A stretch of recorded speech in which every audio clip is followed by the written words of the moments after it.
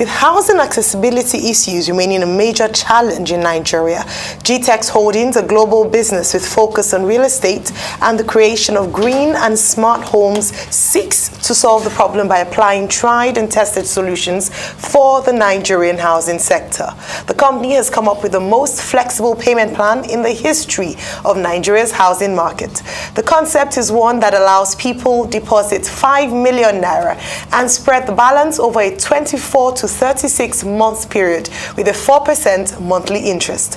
This is in line with a mission to deliver 25,000 green and smart residential housing units by 2035, the most ambitious project in their 14-year history. Their goal is to eventually be the largest green and smart home provider in the world. Joining us now to discuss how GtextHomes is solving housing accessibility issues in Nigeria is Dr. Stephen Akintayo, MD, GtextHomes. Good morning. Welcome to the morning show. Good morning. Thank you for having me. I appreciate it.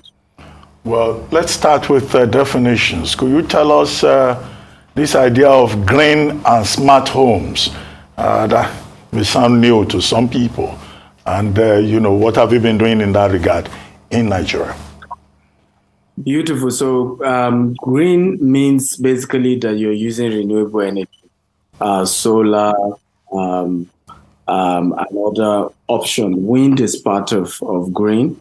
Oftentimes people think green is basically just about the trees, the plants.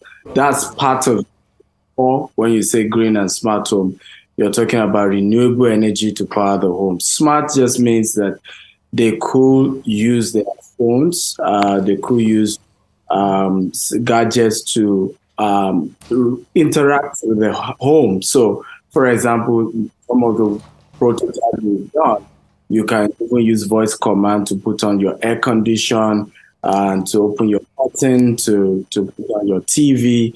And so a house that you can interact with is the aspect of the smart. So when you combine the two, then you have a green and smart home. Excellent innovation, and we wonder, Mr. Dr. Akintayo, with regards to the green and smart home, when you describe a home like this, the first thing that's coming to the mind of a number of people is cost. How expensive will these houses be? Can Nigerians afford it? Are we ready for smart homes in Nigeria? Well, green, yes, we're already smart. It's even becoming very common now.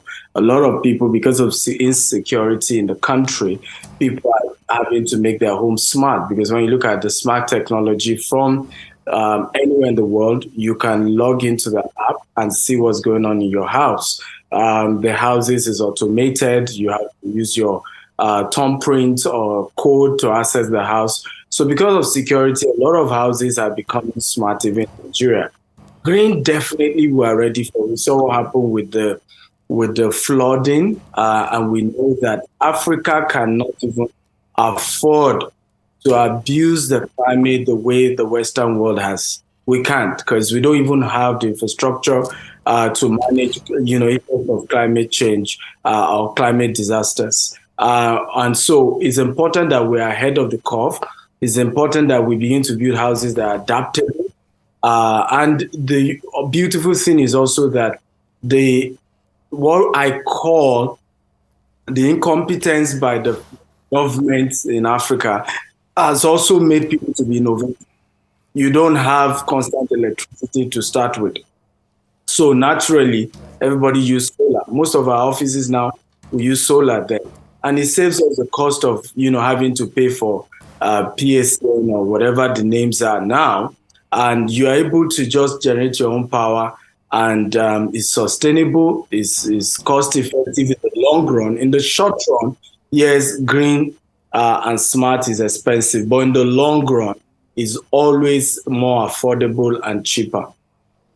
Right, good to see you again, Dr. Stephen. But Stephen, good to see you again. I just want you to, just get us through market realities. What's the market like now in real estate? What are the costs, implications, and also as regards sales and pricing and things like that? Well, an overview of the market and the need in the market, the housing deficit, housing gap, and everything. Well, at the moment, the real estate market in Nigeria is slowing down. The deficit is still there, but people's ability to afford to be able to pay. I mean, for example, how two-bedroom flats you averagely used to go around 20 to 25 million naira just 2-3 years ago. Right now, you're looking at 50-something million naira. Right, so an average Nigerian cannot really afford to just be able to pay for a house or own a house.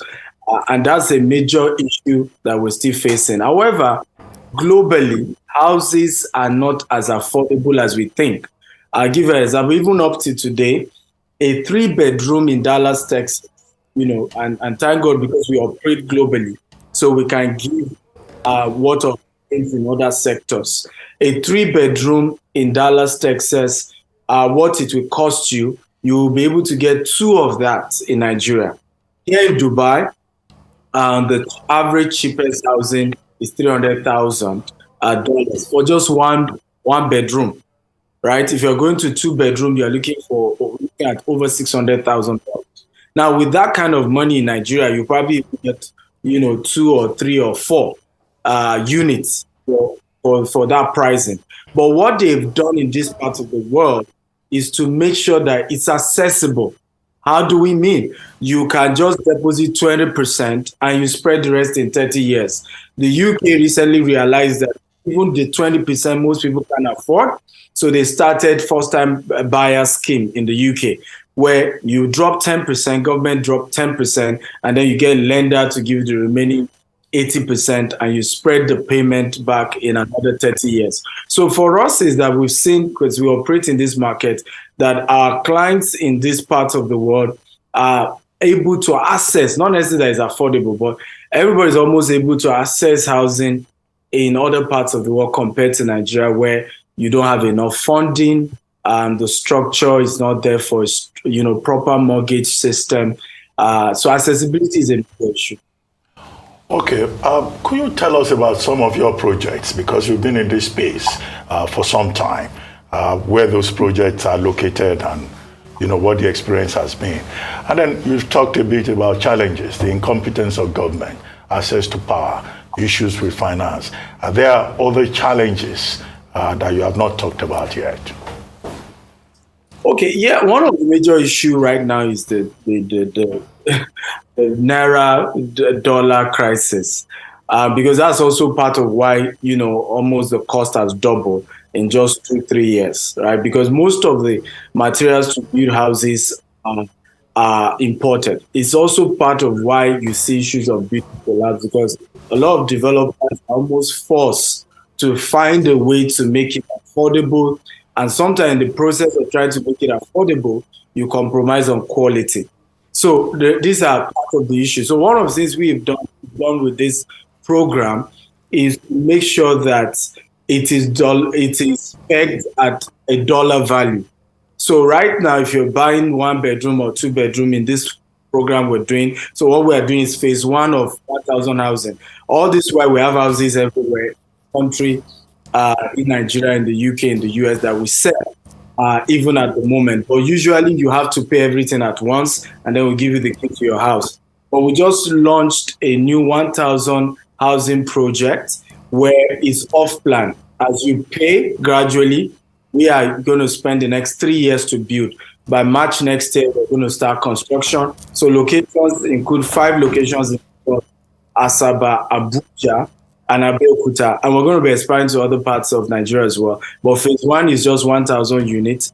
And we have 3 years for the clients to pay and 3 years for us to also do construction. So we're able to take care, first come, first serve. Those who do outright by the first quarter of 2024 will be able to have keys to their house, while others who are spreading for 3 years will be able to have keys to their house after completion of that. But what we've done to avoid issues of prices changing is to say, if, for example, we are selling to you at the rate of $50,000, it is the dollar price. So even if you are paying in installment, whatever you pay in Naira, we value it how much out of the $50,000 have you paid, and constantly like that till you're done paying. Else, what most of us have struggled with is as the cost of cement that probably was going for 2,200 Naira suddenly jump up to 4,800 Naira, and that's not in your control. You didn't do anything to make that happen.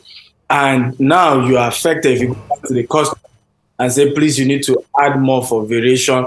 The customer calls you scammer and all manner of stuff start happening. So what we've done is to say the pricing will be in dollar. You can pay us in Naira, but you will keep paying the initial dollar value till you complete your payment. And we hope this will help us keep the price safe. All right, Dr. Akintayo, I'm glad you've highlighted some of the challenges plaguing not just developers, but Nigerians as a whole in terms of accessing housing. Indeed, a recent report says about 30% of Nigerians do not have access to housing. And this is one thing you're looking to solve. And your vision is quite ambitious. However, I'd like you to break it down to us how you are hoping to solve the housing contributing to solving the housing challenges, problems in Nigeria through your recent initiative and payment plan. Please explain to us. Well, first is the issue of accessibility. So what we've done with this promo is that once you hit up to 30%, we will introduce you, if you can complete the payments in 3 years, we will link you up with a mortgage company that will then help you extend that to another 10 to 15 years, right? So technically, for those who can't even meet up in the entire payment in 3 years, they can almost have access to 10 to 15 years to pay. And I think that's a major solution, because if at some point I pay up to 30% and I'm struggling to complete, I can then, GTEx can link me up with a mortgage bank that will sort out GTEx, and then I and that mortgage bank will continue the payment structure we've agreed. And we think that is a major solution we're bringing to the market.